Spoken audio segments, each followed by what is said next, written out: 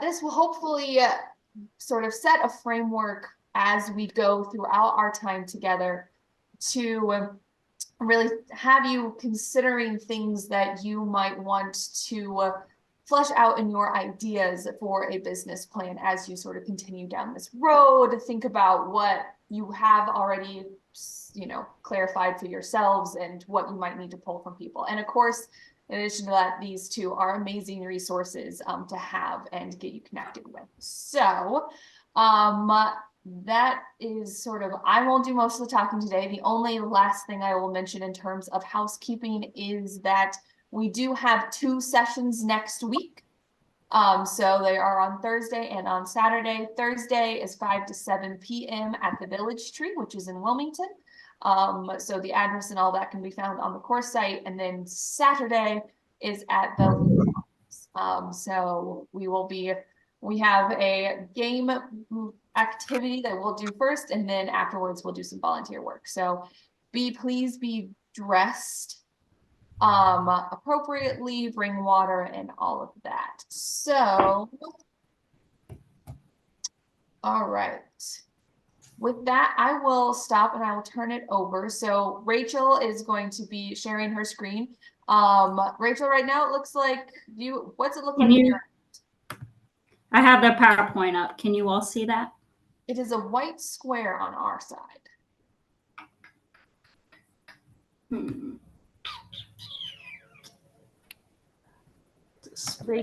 Rachel, make sure PowerPoint is in presentation mode and then share the screen that you're seeing the presentation mode in. Okay. I wonder if it's because I'm on the web browser.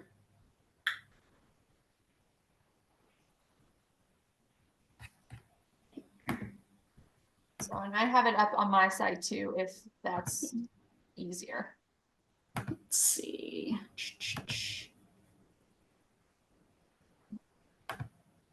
So you can, what do you see now? Well, now we see ourselves, so we have some, near inception situation going on.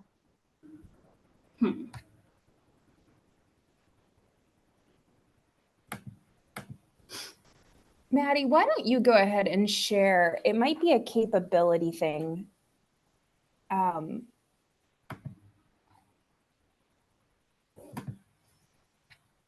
Here, let me try it now. Oh, there we go. Good. All right. Rachel, put it in. Go ahead and try to put it in presentation mode. Right now we see like the slide deck on the one side and just the slide in the center.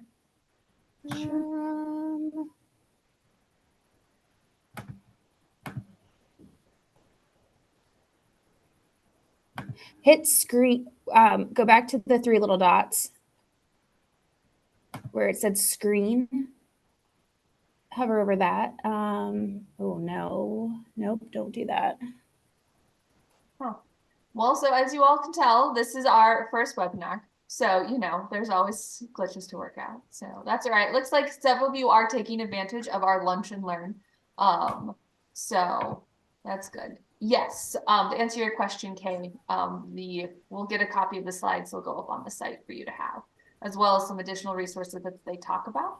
And this brings up a good point as well, that as we go through, if you guys have questions, feel free to put them in the chat. So Joe and I will be monitoring that and relaying questions. So yeah, it's still just all right. I can just pull it up on my end, Rachel. But okay. So let me move y'all over. Too many tabs open. I know how that goes. All right. I think we're in business. All right. Well, good afternoon, everyone. Thank you all for joining me here today on this rainy Wednesday. Hopefully you all have some good food in front of you, and I hope that I will do my best to try to keep you entertained and awake. And I'm really excited to talk about how to create a business plan. We do have a template that we'll put in the chat for kind of if you're looking, depending on where you're at in your journey at creating a business plan, and kind of all the details to go into that, and really thinking about what are your goals so that you can achieve and work to be successful in creating your business. So here I am, a little bit about me. I work for Horizon Farm Credit, and what we do is we are an ag lending cooperative where we provide farm loans in the terms of equipment, or if someone was looking for a land purchase, livestock. Also, we do provide crop insurance. We have other business services such as consulting and accounting, as well as we do provide rural home mortgages. In my title as an ag relationship manager, I work a lot with farmers and ag producers with helping with their servicing needs, or if there's any lending needs that they are requesting. So I work in Denton, but I also service areas in Delaware, Northern Maryland, all the way down to Dorchester County. So here's kind of what you can expect. We're going to do a high general overview, basically going over some business overview information, what should you include, and really getting more into those details oriented, such as the management side, organization, timeline. And then with that, we're going to really think about how you can market your business and what to kind of think about in regards to that approach. We'll dive into financials, and then we'll just kind of give a brief overview of some of those trusted advisors that you can kind of lean on with developing your business plan. And with that, before I get started, I just wanted to kind of ask a question, a poll to everyone. Just where are you in your farming journey? Before we get started, you know, are you, yep, there you go, just starting? 1 to 2 years? Yep. I'm just starting. I just acquired a lot of almost an acre of farmland in the city. So it's going to be, I'm going to get it progressively back on the right track as an urban farm in the city of Wilmington. So I'm new to this. Very cool. Would anyone else like to share? Or we could, you know, if you want to go later down, if you have any questions or comments. I prefer this to be as interactive as possible. Feel free to ask Joe or me any questions that you might have. So that's great. Whether you're just starting out or maybe you're a little seasoned, looks like majority, or just starting out. So this is really great that we can be able to provide you a general overview of kind of where to get started and hopefully give you those tools to keep you going down and on your journey. Okay. So, yep. So for a business overview, we're really going to dive deep into 3 parts. We're going to look at the what of your business, the how, and the why. So when we think of the what is your arching goal for your business? You know, what are the services or products are you looking to offer? Is it to grow vegetables and fruit to then sell to local farmers market? Or if you go to the next slide, Maddie, we do have a kind of an example that I will go over, but really think about what are your short-term and your long-term goals that can really help you with your overarching business of your business. So with this example, we have Jibber Jabber Ridge, who wishes to serve the community, both the surrounding and agriculture, by offering a full line of farm animals to youth to use in leadership development organizations such as 4-H and FFA to help teach the next generation life skills and develop leadership skills through responsible animal care and husbandry. So you can really see that there are a lot of objectives here, such as teach life lessons, develop leadership goals, and what this person's going to offer. So they're looking to offer services in form of farm animals for 4-H and FFA members to use to help develop their life skills and their leadership skills. Okay, so after the what, you're going to think about the how. So you thought about what your objectives are going to be. How are you going to help meet those objectives? And this can be as general at the moment, but you really want to think about what is going to set your business apart, right? What's going to help make you unique? Is it really that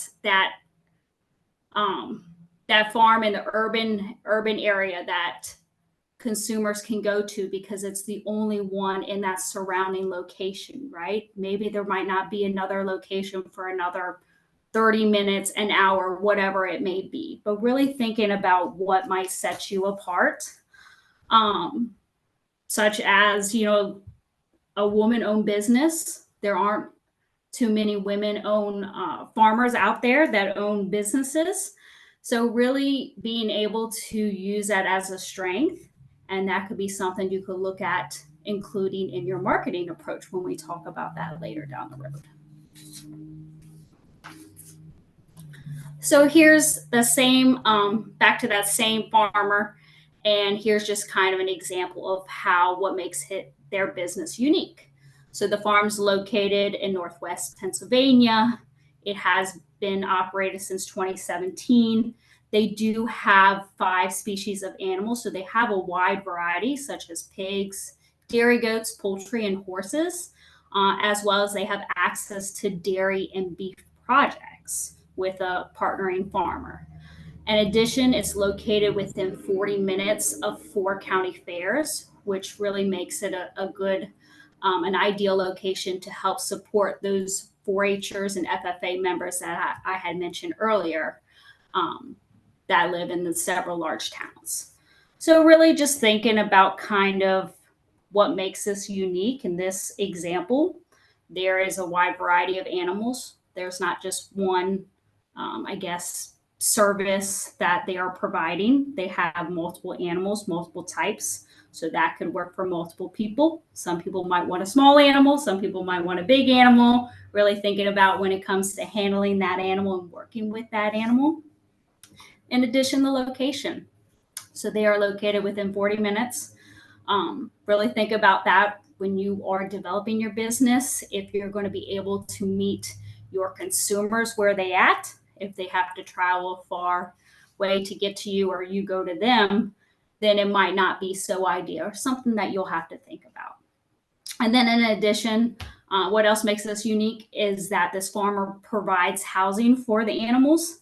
So these 4-H and FFA members don't have to provide housing themselves. So this is something that really is unique to this area and helps sets that business apart.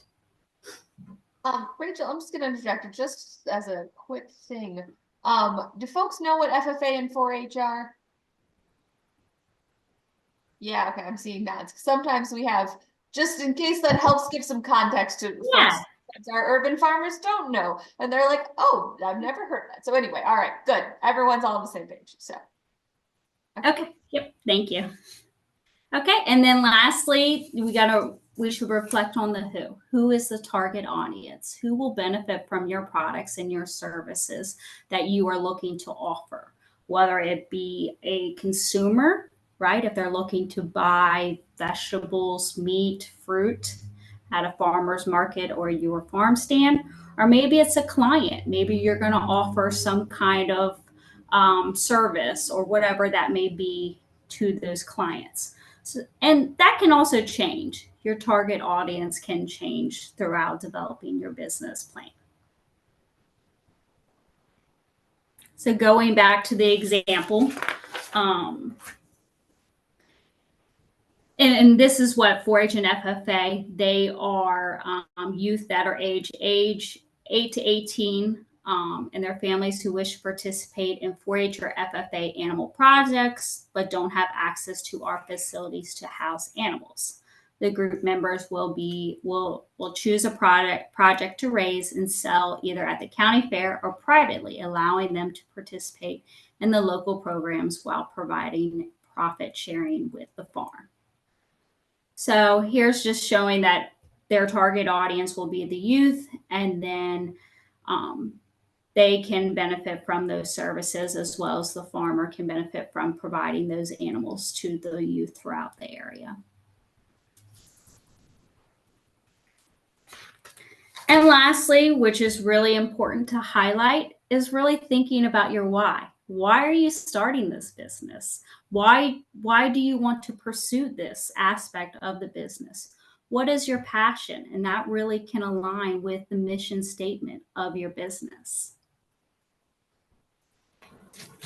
So going back to the example, to make the best better, which is the 4-H motto, their mission statement, that this really has made the biggest impact on life and helps to drive to be the best, to be better every day, whether it is personally, professionally, on the farm.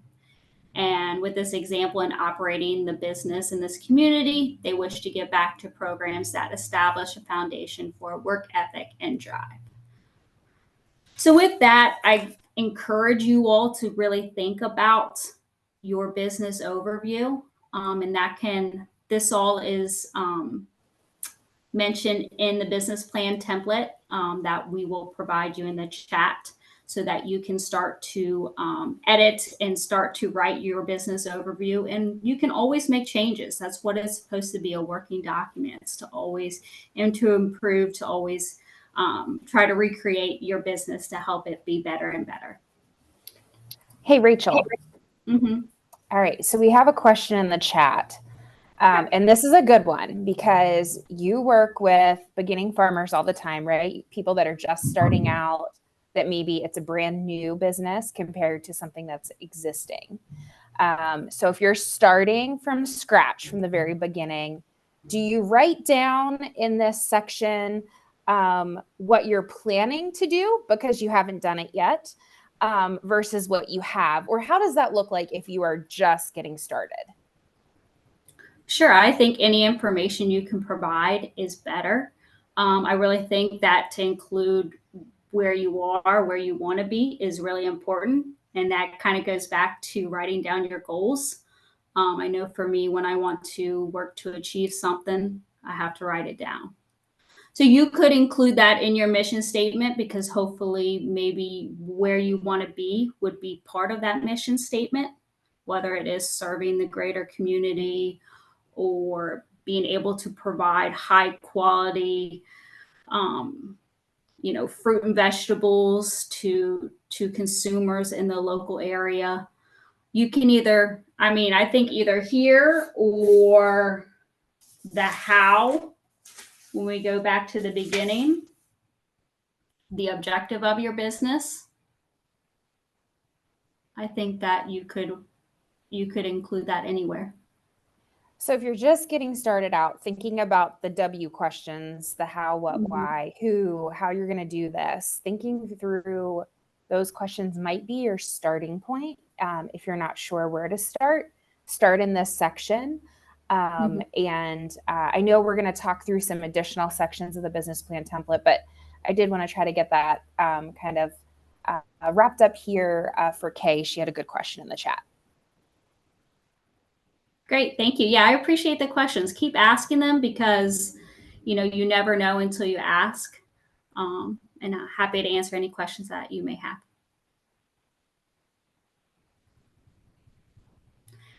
So when it comes to the lender side, a lot of times when you're looking at starting a business, you might have some startup costs. And hopefully you might have some money saved up, but it might not be enough depending on what you're looking to do.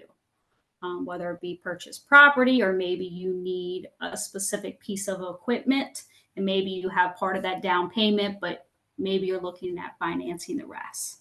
So when it comes to the lender side, you really want to be as specific as possible into what you're looking and needing, such as stating how much money, how you plan to use it, and how it will help make your business profitable and help with the repayment.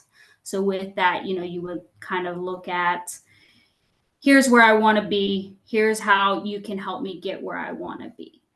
And some of that comes with time. Some of that comes with asking other people, seeking those advisors out to gather that information on, how much does it cost to start farming or to buy this a piece of equipment and then repay that loan back over the time. So for this example, the farm is requesting a $60,000 term loan and a $10,000 operating loan to construct a barn, shelters, and fencing that will help be used to raise and house the projects. And then a portion of the fencing will be financed by a joint project with NRCS. And then, so with the housing and fencing, this provides shelter for the animals, so that way they will be able to provide better animal health and then really increase their rate of gain. So that's a good point to think about, is not every size is a one size fits all approach in terms of what you might need for your business. Here, since we're dealing with livestock, a term loan, which means a fixed loan, a fixed rate over a period of time, whether it's a year, 2 years, 3, 5, 7, 10 or more, that repayment is set over time. Where an operating line, that is on a variable rate. So that rate can go up and down depending on how much someone might pull from that line. So for this scenario, this is ideal for this farmer. But maybe for you all, maybe a term loan might be better, or maybe an operating line might be better if you're looking at maybe covering some just general farm expenses. But working with a lender, we can help kind of go over that and find what would be the best for you. And then one more thing that I just wanted to add is that there's plenty of grant funding available. I'll talk about one grant program at the end. But really, I encourage you all to kind of look for all the grant funding opportunities that are available for beginning farmers. There are several micro ag grants. I'm located in Queen Anne's County, and I know there's one specifically there where they do provide, you can apply for up to $10,000. But there are a lot of grants out there, and that can really help to offset some of those startup costs or even just those continual costs as you're continuing your business year after year. So I have a question. The operating line is comparative to like a line of credit? Yes. Okay. Mm-hmm.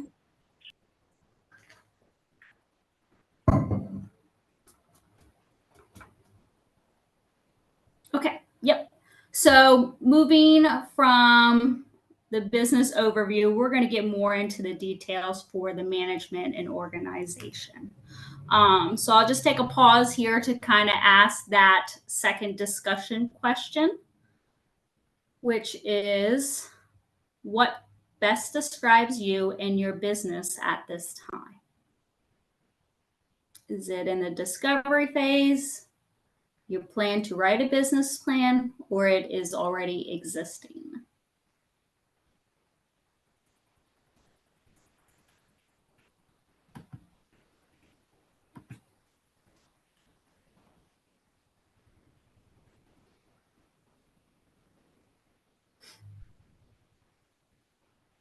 I think we have a couple holdouts here, but I'm one of the holdouts because I don't know what to put. Like, I'm kind of in between the second and the third option. Okay. I'm already doing what I say I want to do, so I'm existing. But my business plan, I'm in a it's called the Launcher Program with the West End Neighborhood House in Wilmington. So I'm in the process now of writing my business plan. Okay. So I have it in my head. It's not all on paper, but I'm already doing it. So that's why I said I'm kind of in between 2 and 3. That's good. I appreciate that, because you could be one or all of these. And even when you're in your business, you can always go back to your business plan and change it. So you can always be reinventing yourself. So. Okay, that's good. Okay. Yeah, So it's I think not that's weird. very good. 2 of 3. The point is you're not stagnant. You're always looking to, you said you're working on your business plan. So I think that's good. Even though your business is in place, you're looking to improve it or see if there is any improvement. So I think that's good that you're open to that. Yep. So very good. So yeah, when we think of, so based on that question, we want to think of kind of the business history. For a majority of you, this is still in the beginning stages, but maybe for some of you, you might have taken over an operation. Maybe there is family members, multiple generations involved, really kind of thinking about that organization of how it can get you to the future. And so with that, we really want to think about how the business should be organized. So when I think of that, it could either be a corporation, how do you set it up? It could be a corporation, partnership. It could be a limited liability company. You really want to think about how you want to set that up. So you're just starting, hitting the ground running in the best place possible. And with that, you want to think about who else might be involved. Is it just you? Are you going to have a partner? Is family, friends? Are you going to hire people? Really thinking about what's your role and is everyone else's roles and responsibilities. And some of that, does come with time. You do find that you might need it more on the management side instead of in the front line. Sometimes that just comes with time. But going back to the business organization, it's really important that you do seek legal advice when you're looking to set up your business, whether it be with an accountant or an attorney. They can provide you advice that would work best for you to protect yourself and then any of your other anyone else who's involved in the business.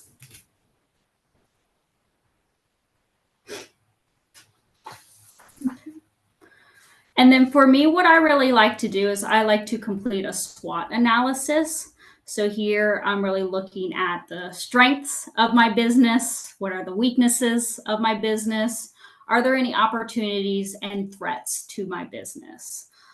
So really just think about, what are you really good at? What can you improve upon? And that really can help drive your organization in the management and help with developing your business plan.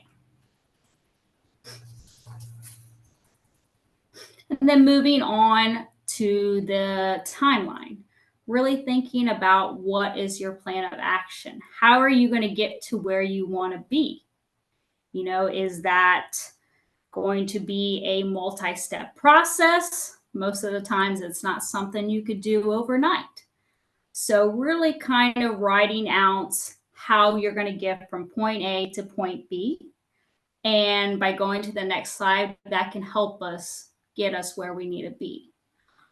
So when we think about our plan of action and everything that we want to accomplish, what can help drive that to be successful is our goals.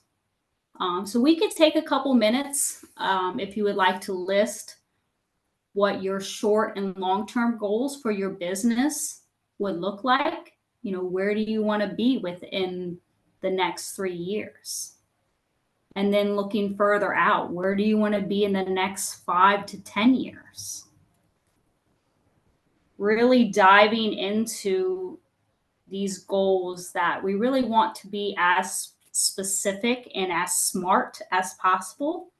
And when I mention the word SMART, they are specific, measurable, achievable, relevant, and time-based. Maybe we remember that from school when the teacher would write the objectives on the board and they'd state how we're going to get from point A to point B and very, very specific with that. And thinking about goals is goals can always change. They can always evolve and develop over time. So these don't have to be goals that just stay in place. You can work to always reinvent them. Would anyone like to share?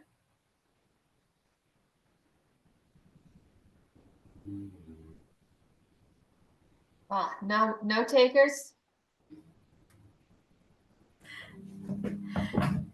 I guess I'll go. I don't really, is it okay to just say, like, when you, because this is good, because I never really thought about it like this on where I want to be in 1 to 3 years versus 3 to 10 years, outside of just saying, I want to have more rabbits.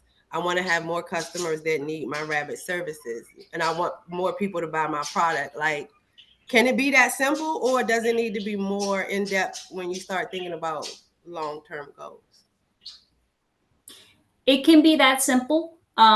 One thing that I would encourage you to think about is if there's a specific target audience or a specific maybe market outlet that you want to be more in, if it's maybe more direct versus wholesale sales, or maybe your target audience is, do you want to go to farmers market, or do you want them to be, how are you going to target the audience? Do you want it to be families? Do you want to, and part of this is going to be what I go over later, such as your marketing. How do you want to market your product? Maybe you're using social media now, but maybe later down the road you would like a website or to have an online sales presence. That could be something that you could include. Okay. So, growing it, but different ways to grow it over time is what, I got it. And if you can provide any measurable number, maybe you want to increase your business by gaining 10 more customers. It could be something that simple. Okay. And I'll just toss out there to go along with that, what Rachel just said, is that having that specific number in place also helps, I think, build sort of some momentum and helps you reach a point in which you can celebrate. Sometimes I feel like, especially in this work, it's the day after day, it's hard work, you just keep going on to the next thing. And having those goals that have those numbers associated make it easier to recognize milestones when you can sort of celebrate and sort of take a moment to really enjoy what it is that you're doing. Okay. Yep. I got it. Very good. Yep. And then one last thing, when it comes to business management and organization, we really want to think about the risk management, really how we can minimize any potential threats or uncertainties to our business, and really what that might look like. So, a couple of examples are, if you have just general insurance, hopefully you might have insurance for yourself, for your cars, that way when you're driving, it can help protect you. But do you have insurance for the farm? Do you have insurance for your livestock? Farm Credit does offer crop insurance and as well as livestock insurance. So that could be something to kind of think about. And then in addition to insurance, do you have a contingency plan? What happens if there is a crisis? Do you have a crisis communication plan in place, a food safety plan? You really want to think about what you could have in place, so that way not all your eggs are in one basket. And then if something, if the basket falls and all your eggs are broken, and then what's going to happen? We want to make sure that we have these practices in place to help kind of minimize that. And I think there is another poll question for that, which No, I think we might have skipped that one. Okay. I don't. Well, anyways, I don't know if I have a poll question that's related to that in my backlog. Okay. I'll just ask it. I mean, it said, what type of risk management tools are you currently using? So we have crop insurance, farm insurance, and then farm diversification. So really just thinking about having something in place, like I said, that would be really good for you. And then seeking legal advice to make sure you are protected the best way possible.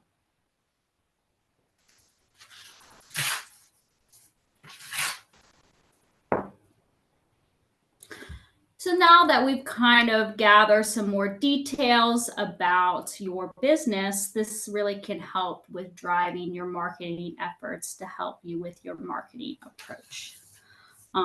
So with that, we really want to think of the bigger picture first and really what is going on in the industry. This goes back to that who at the beginning we asked. Who is your target audience? Who are you marketing your products and services to? What are the current industry trends? And that can really help drive how you can better market your product. Is there someone else doing the same thing in your area? What are they doing? Are they using social media? Are they having direct consumer sales? What is it that is going to set yourself apart? Buy local is a big thing. That is not new. It's not a new trend. It's been around for a very long time. And there is a lot of demand to buy local food. And I don't see that trend ever disappearing. I see that being as something that might be increasing over time, that people are looking to buy high quality local food in their area. So really just thinking about that. And when it comes to marketing, you really want to think about the product or services that you're going to offer and what's going to be the price. How are you going to make a profit off of what you sell? So a lot of that has to do with research, looking at what it costs to make or grow your product. Really, what is your break-even point? And then what would be your profit margin based on that? And this is very general because this does take time to really figure out how you can sell and price your goods and what might be the estimated income. Some things to think about is to maybe reach out to other outside resources, such as Extension. They might have some resources available, such as a baseline as this is how much it costs to grow sweet corn. Here's kind of the base price. And then if you wanted to grow sweet corn and sell it, here's your break-even point based on that. And then what else you would need to include in that to include an income or any kind of profit with that. Again, it's not a one-size-fits-all approach, but it's just something to think about, the income generated from the business. If you're, going to include yourself in the business, if you're going to be an employee, if you're going to have other employees, all of that is something that you would have to include in those projections. And then lastly, marketing. So I think this is something that really can set yourself apart, is any promotional or communication tools that you can use to help better promote your business. I mentioned a lot with social media.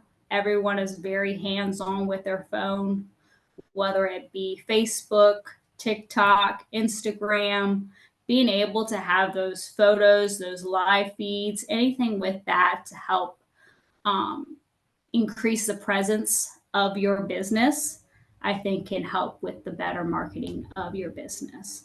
So really thinking about what it is that you want to include and if there's any outside help that you're looking for. If you're going to have a website, or if you're going to have someone else manage social media, or maybe print flyers, or maybe attend a farmer's market. Really think about how you can market your business and your products and services that you offer.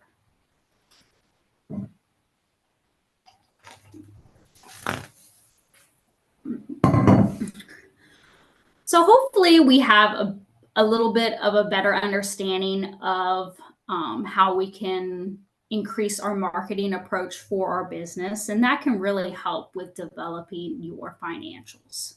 So on the lender side, what we really look at is a balance sheet, and it's really just plain cut and dry.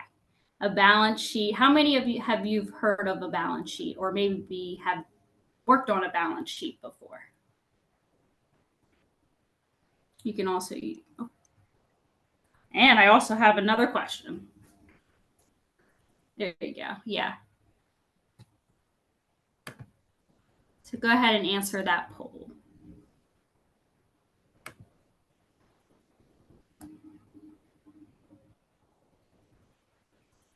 Looks like, yeah, we're about split there. Okay. So yes, I think this is good, because I would encourage everyone, not even just on the business side, but just on your own personal side, complete a balance sheet if you have some time later today or this weekend. Really diving into, what you own and what you owe, and we'll go over that in the next slide. And then that can really help with your income and expenses. That way you can look at your overall revenue for your business, and really, seeing if it is profitable, or what, changes or improvements you can make to help make it more successful.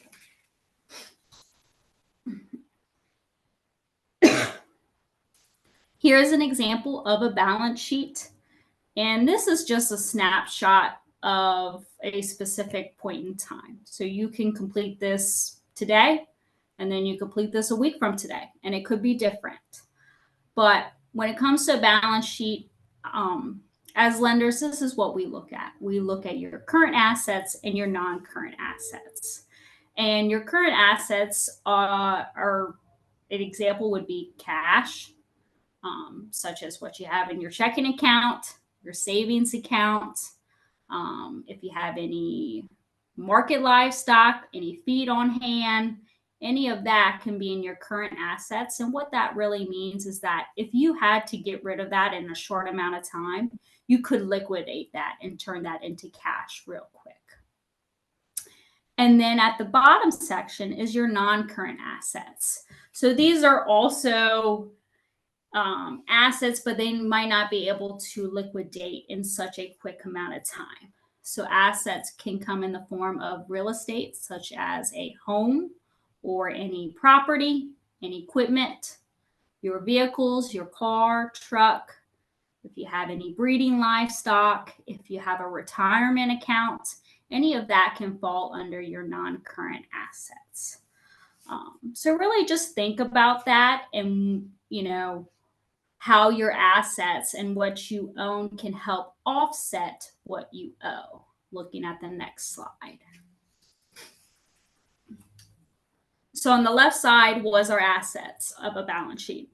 And then on the right side is our liabilities. So this is everything that you owe. And with that, again, it's broken down into current and non-current. So current would be any maybe operating loans, the line of credit.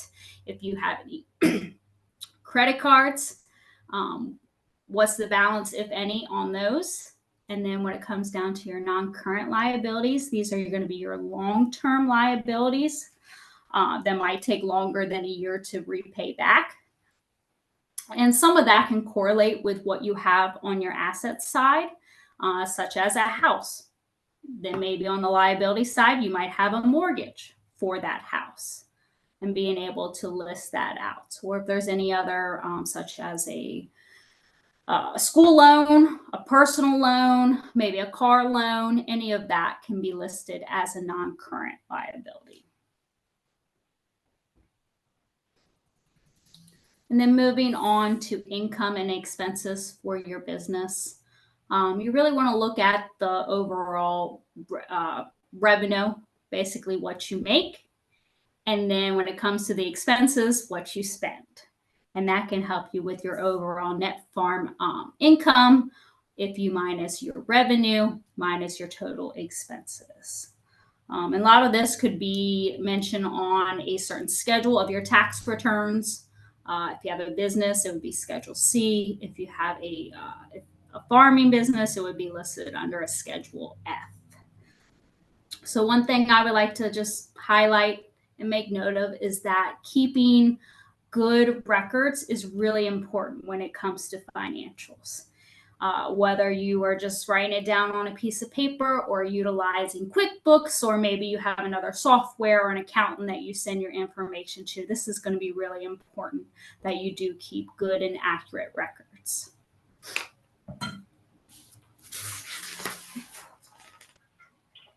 Any questions so far?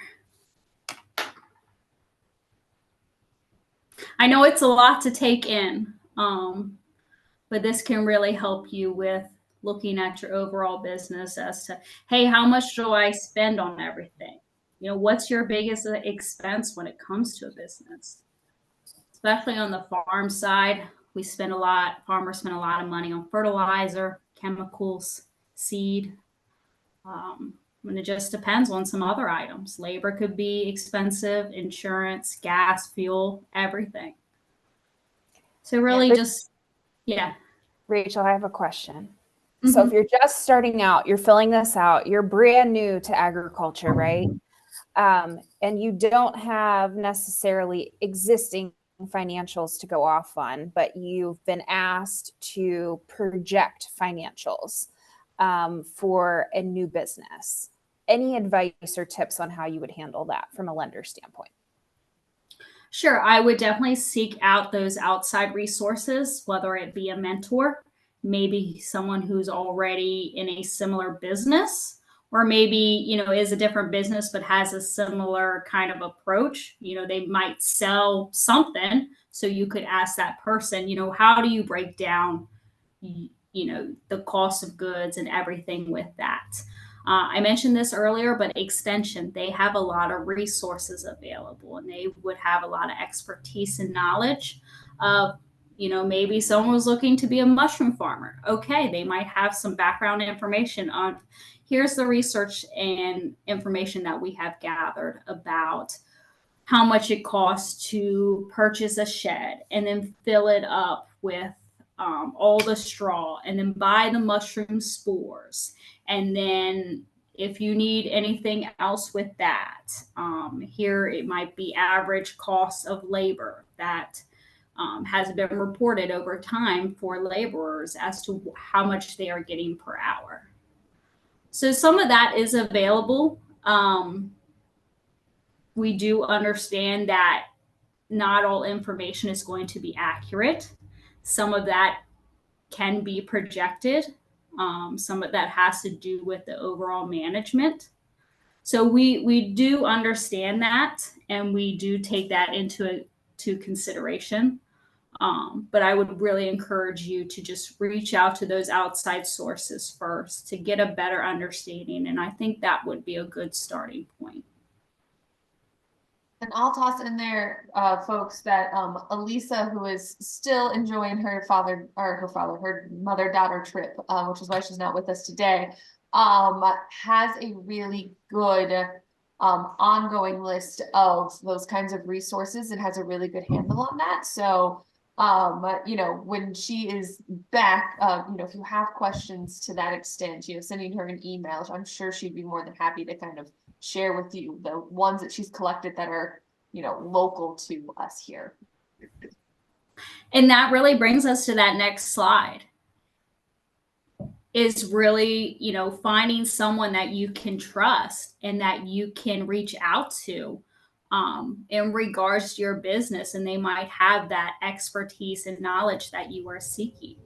And here's just some of them that would be very good to have in your circle, in your wheelhouse, and someone that you can trust and lean on for advice, such as an attorney, an accountant, a lender such as me, insurance agent, consultant, extension, and like I mentioned this earlier, a mentor. If you have any family or friends or someone who's already in a similar field, reach out to them, because chances are, they want to help you succeed and help you get on the right foot. And really rely on those trusted advisors. So with that, are there any questions at the moment?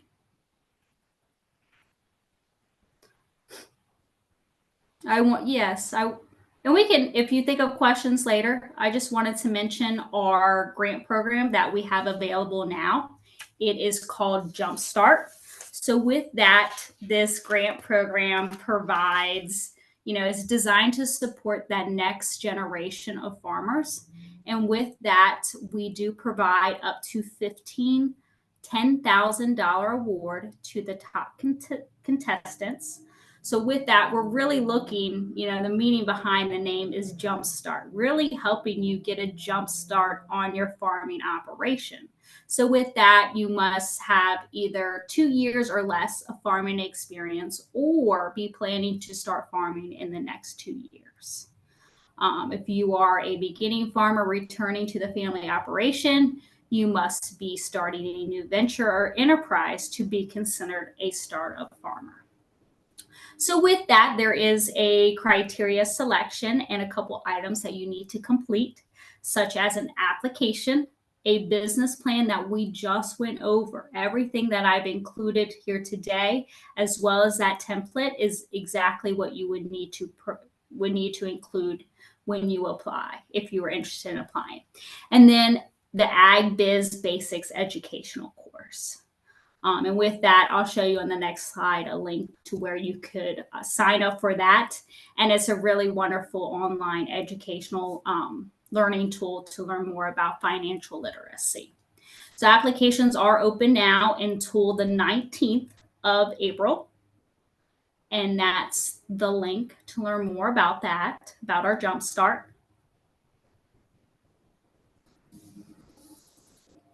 And here is my contact information. If you have any questions about the grant or about the business plan or Horizon Farm Credit in general, I would be happy to answer any questions.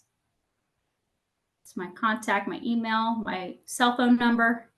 And then if you have any other questions about our beginning farmer resources, we do have Grow Ahead that does list a lot of our resources, such as our grants available.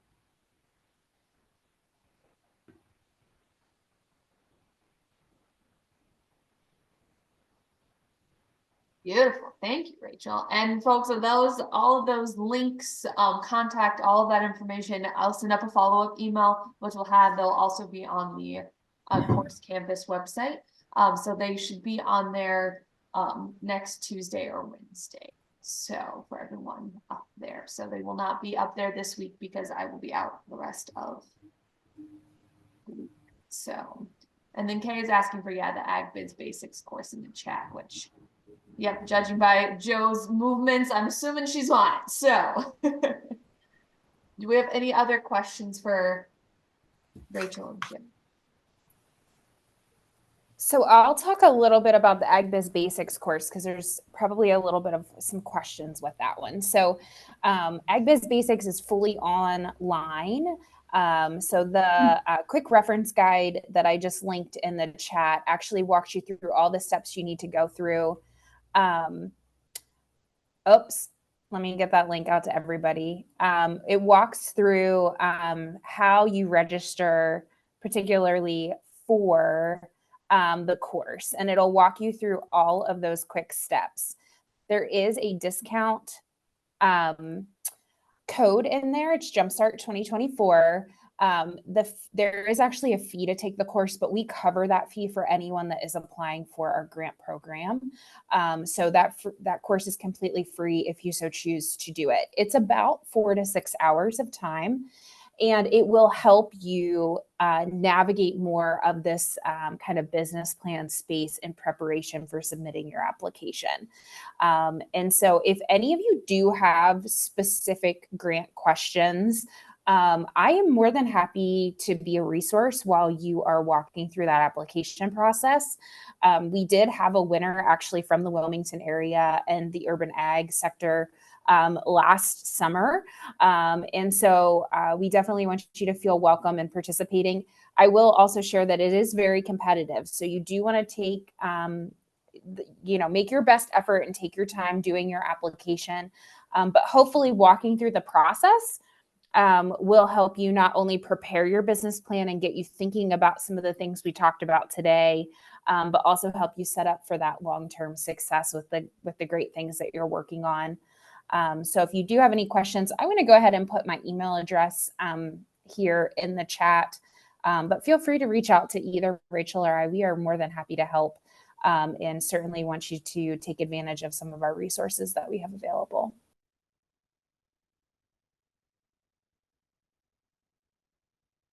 Yeah, thank you both. Yeah, it's a great program and they are good. They're good resources. So yep, and Dre took it last year. So gives it a glowing review. All right, so we are coming up on time. So do we have any other final thoughts, questions?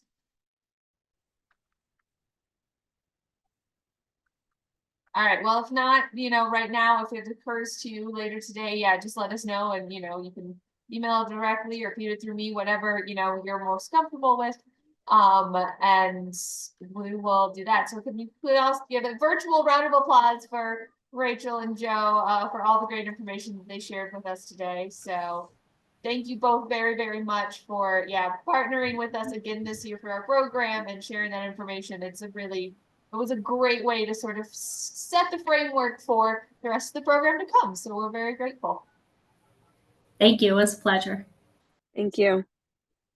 All right. Enjoy. Stay Have a dry great out day, there. everyone. We'll see you Have a all good day. next week. See ya.